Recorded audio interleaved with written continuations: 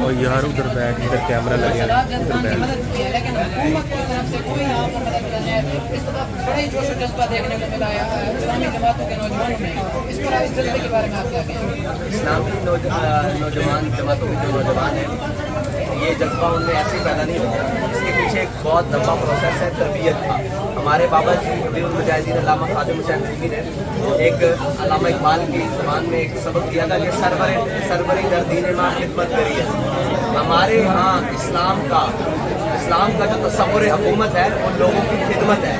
جب ہم نے بنیادی چیزیں یہ بٹھائی ہیں اور مفادات اور چیزیں اور لوگوں کے لیے ذاتی خواہشات نہیں بٹھائی تو لوگوں کو جب ضرورت پڑی ہے لوگوں نے اپنی چیزیں چھوڑ کر دیجیے اپنے مفادات چھوڑ کر اپنے وقت دے کر اپنا ساری چیزیں کاٹ کر پیٹ کاٹ کر اپنی ساری خواہشات کو کاٹ کر اپنے بھائیوں کی مدد کے لیے آ جائے. تو یہ ایک نظریہ ہے.